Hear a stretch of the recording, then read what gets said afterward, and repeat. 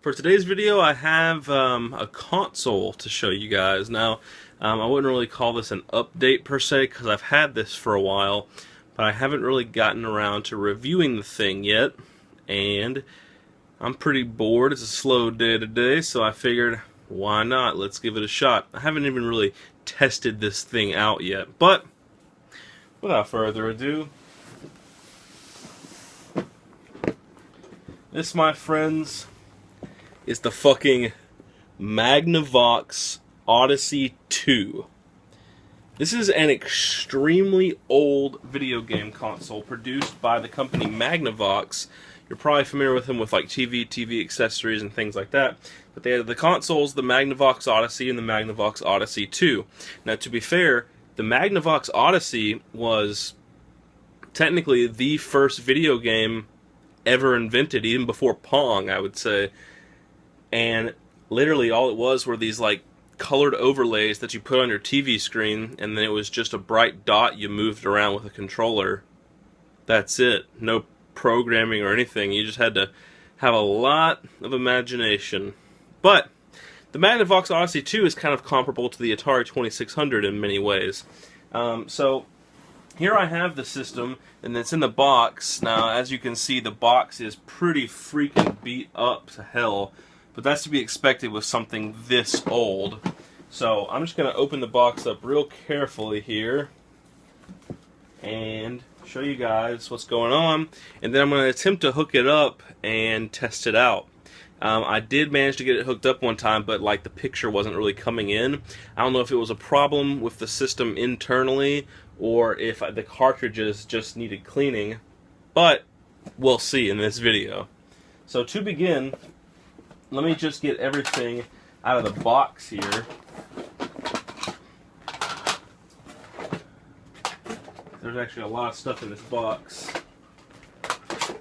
Okay, so first and foremost, the console itself. Look at this thing. The fuck is this thing, right? Well, the games go in right here, and there's your big giant power button. But then you had this like terrible keyboard, and I'm not quite sure what it's for, honestly. But like, they don't rise up at all.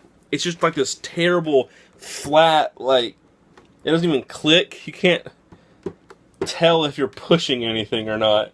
It's just awful. And I'm guessing it was for like programming, maybe, like kind of like my TI-99 computer. Like, you know, it has a keyboard. I guess that's what this was too, but so much worse. I mean, does that look like fun to type on? It doesn't to me. So anyway, and we look in the back, and we've got the power adapter and the controller hookups. And that's pretty much it. And then you have this one cord that just comes off of the thing. But it ends in this.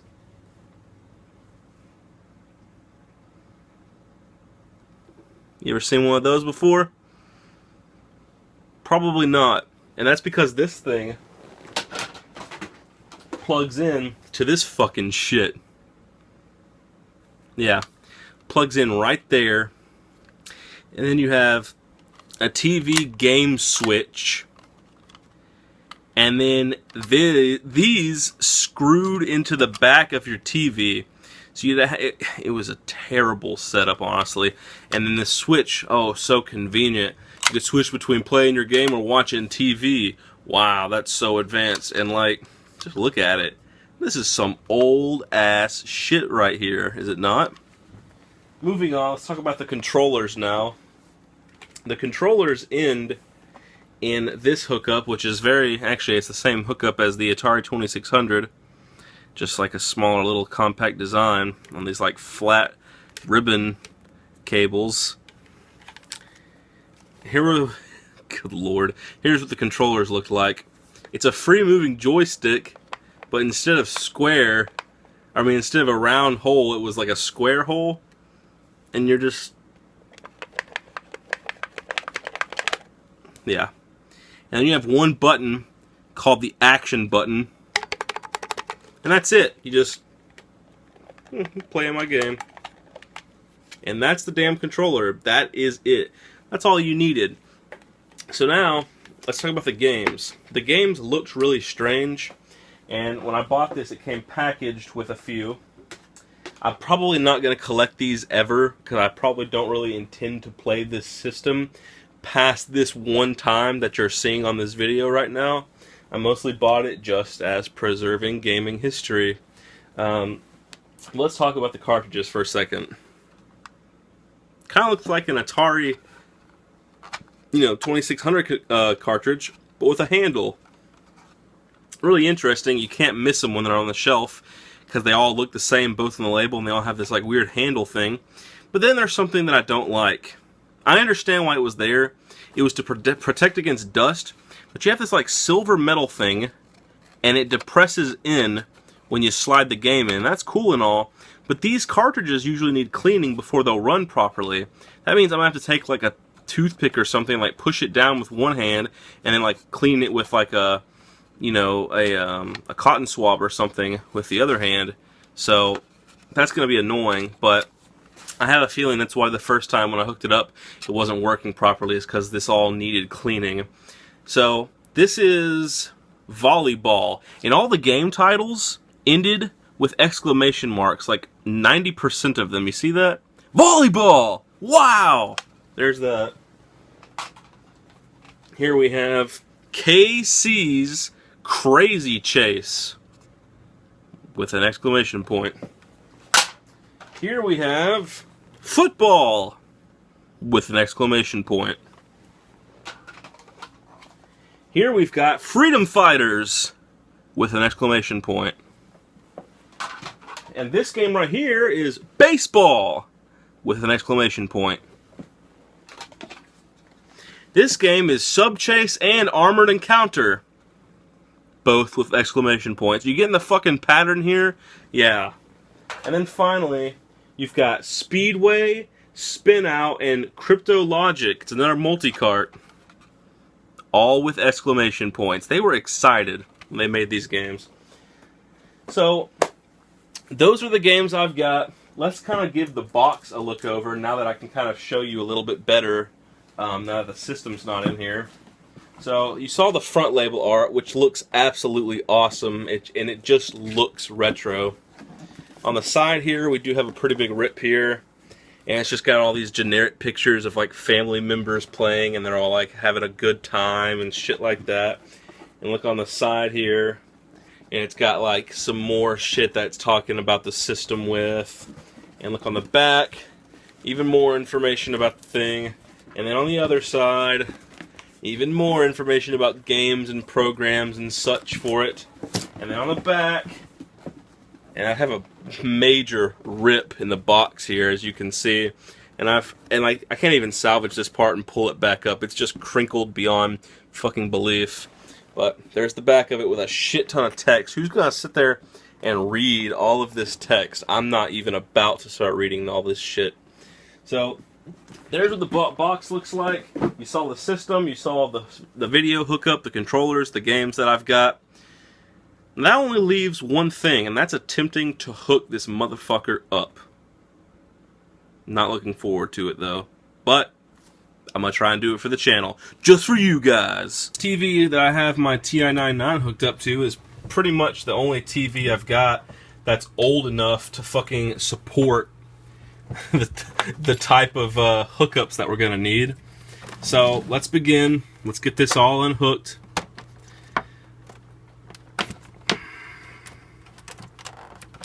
Yep, unhooking everything. Alright, sorry, your time to shine is not now, beautiful TI-99. It's time to make way for a much uglier fucking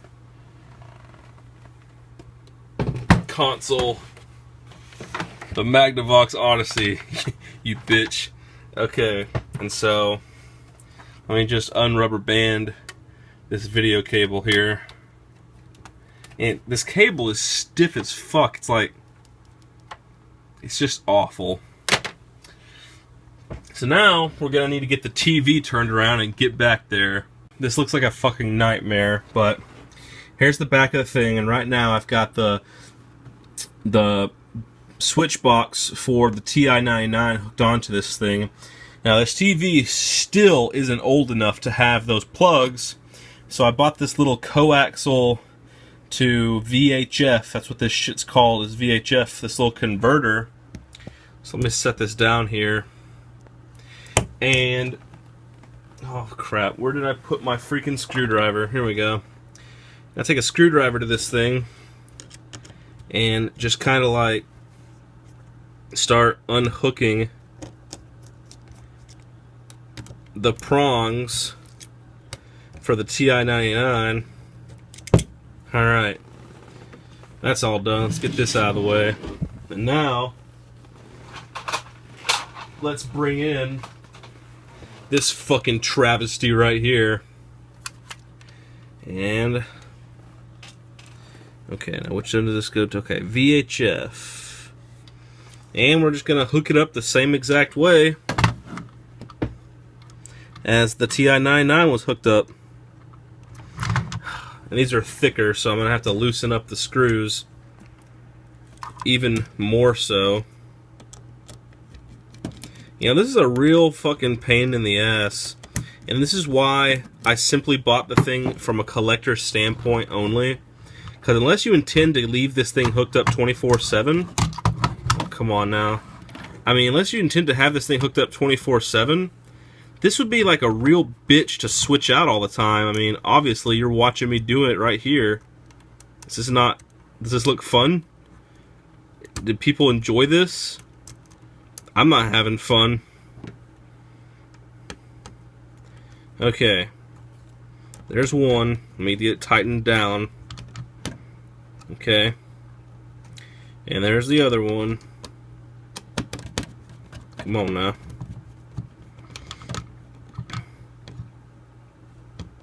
Okay, they're both now connected to this stupid fucking thing.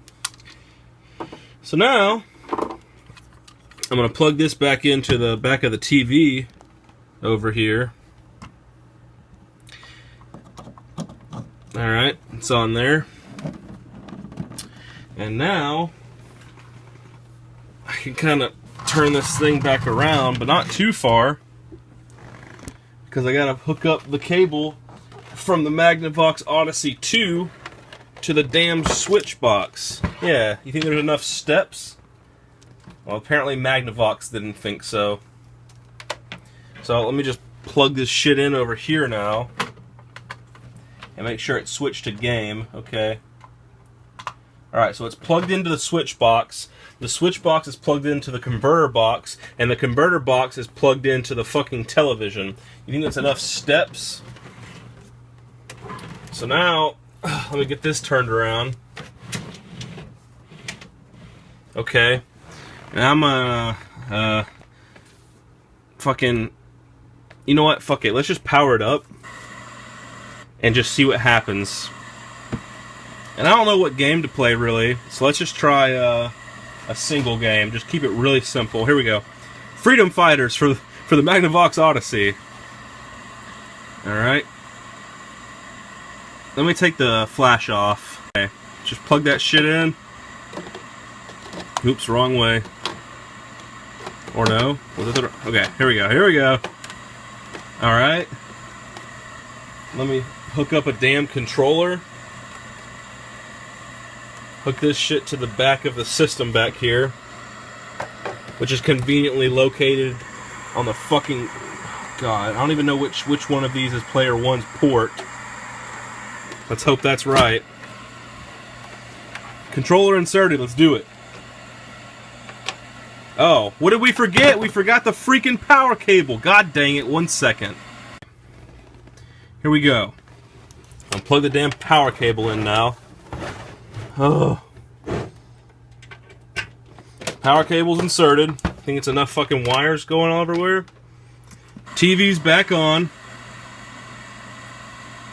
Now, I don't know if it's going to come in fucking channel 2 or 3. So let me just wait for this thing to like get powered up. Alright, let's turn it on and see what happens. Well, the static changed a little bit. Let's try channel 3.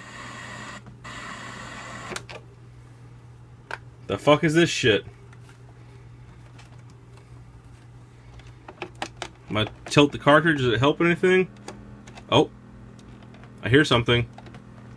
You guys hear that?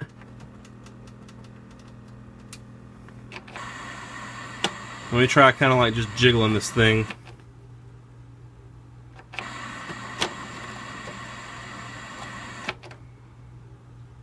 I probably need to clean everything, so let's give it the benefit of the doubt and just give it a good cleaning.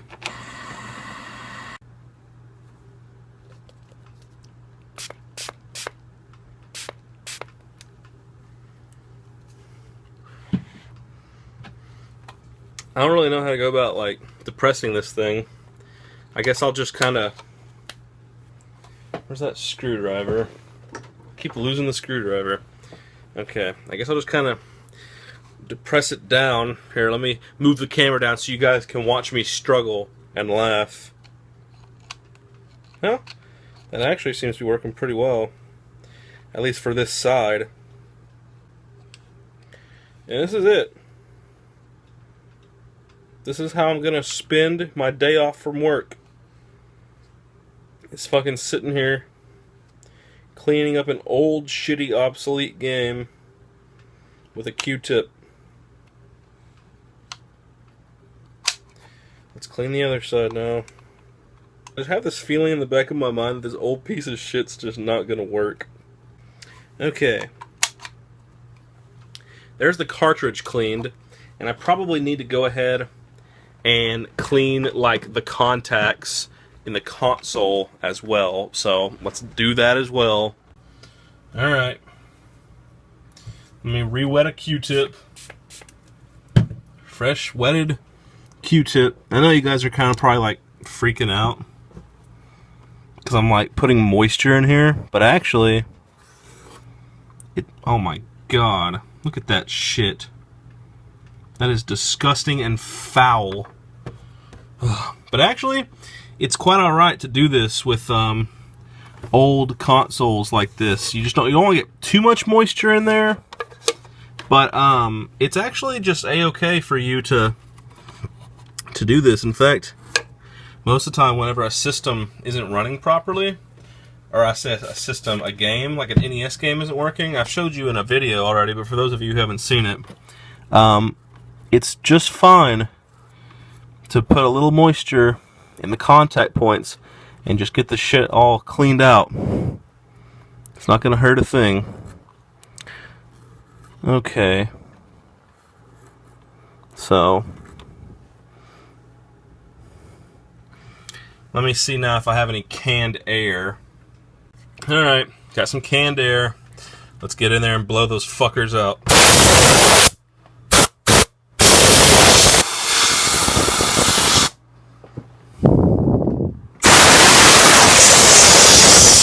God damn, that's loud.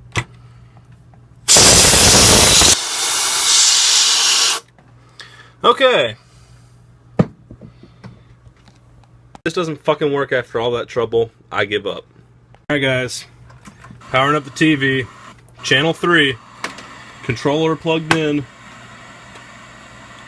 Freshly cleaned game. Freshly cleaned system. There's no reason this shouldn't work.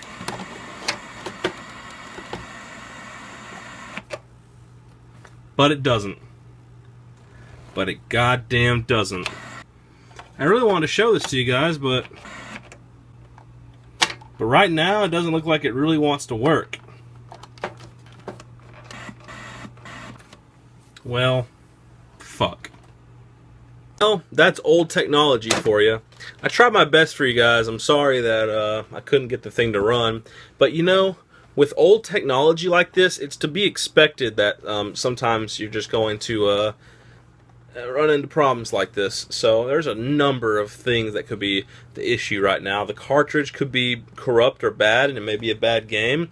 The system itself may need to have new contact points installed, a new head on it, taken apart and cleaned. Maybe something came loose and needs to be resoldered.